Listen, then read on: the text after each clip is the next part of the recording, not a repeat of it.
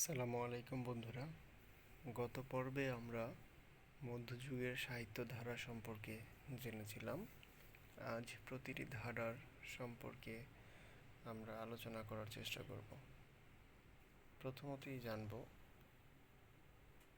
মঙ্গল কাব্য সম্পর্কে।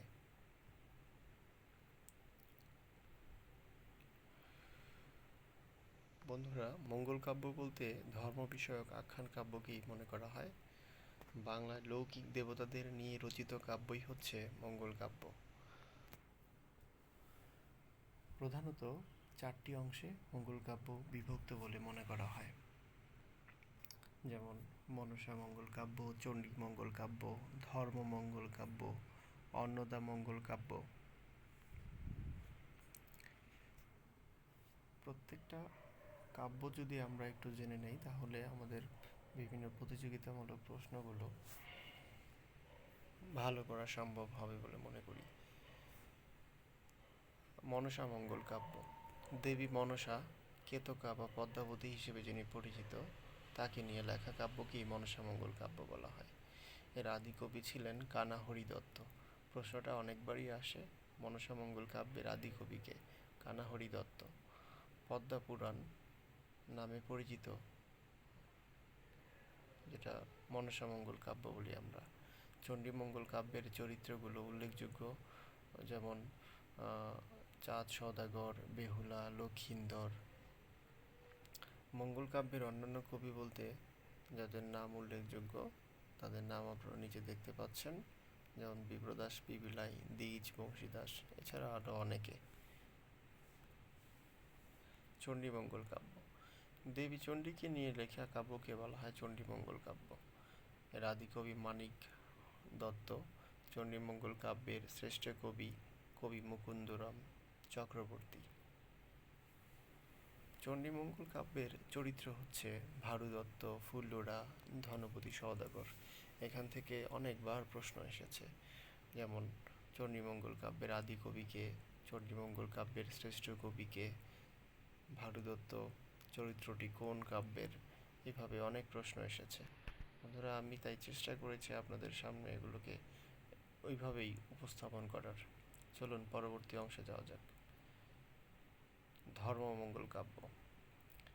ধর্ম ঠাকুর নামক পুরুষ দেবতাকে নিয়ে লেখা কাব্য হচ্ছে ধর্মমঙ্গল কাব্য। এর আদি কবি ময়ূর ভট্ট। ধর্মমঙ্গল কাব্যের দুটি কাহিনী, রাজা হরিশ্চন্দ্রের কাহিনী বা লাই সেনের কাহিনী। নিচু স্তরের সমাজ বা ডোম সমাজে বেশি প্রচলিত ছিল ধর্মমঙ্গল কাব্য। অন্নদা মঙ্গল কাব্য। অন্নদা মঙ্গল কাব্য সংক্ষেপে মনে রাখতে গেলে আমরা মনে রাখতে পারি অন্নদা মঙ্গল, ভারতচন্দ্র, ভাত। এভাবে মনে রাখলে মনে হয় অনেক দিন মনে থাকবে।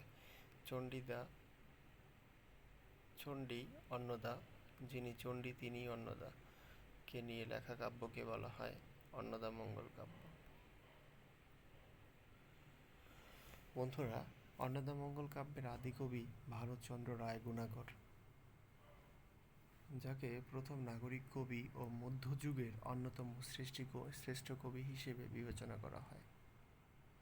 ভারতচন্দ্রের জন্ম প্রাচীন ভুরসুর পরগনার পেরো, আধুনিক হাওড়া জেলার পান্ডুয়া গ্রামে।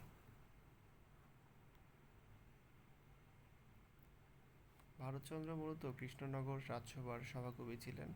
কৃষ্ণচন্দ্রের আদেশে তিনি অন্নদা মঙ্গল কাব্য রচনা করেছিলেন। প্রশ্নটি খুবই গুরুত্বপূর্ণ। কৃষ্ণচন্দ্র কর্তৃক উপাধি কোনটি ছিল? রায় গুণাকর।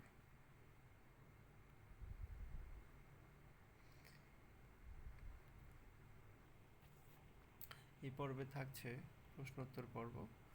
মধ্যযুগের কবি নয় দাশু রায়।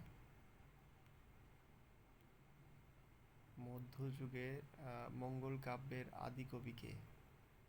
কানাহরি দত্ত।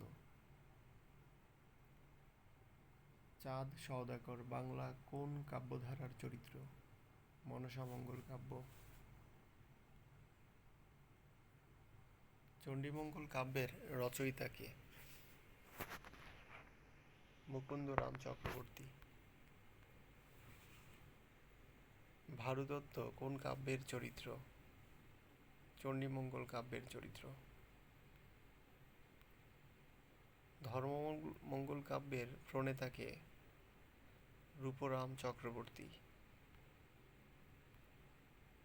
ভারতচন্দ্র রায়গুণাকর কোন রাজসভার কবি ছিলেন? কৃষ্ণনগর রাজসভা। আমার সন্তান যেন থাকে দুধে ভাতে, এই বিখ্যাত উক্তিটি বা পঙ্গোক্তিটি কার? ভারতচন্দ্র রায়গুণাকর। এই প্রার্থনা কে করেছেন? ঈশ্বরী পাটনি। আমার সন্তান যেন থাকে দুধে ভাতে, ঈশ্বরী পাটনির এই মহান উক্তিটি আমাদের হৃদয়ে আজও স্থান করে আছে।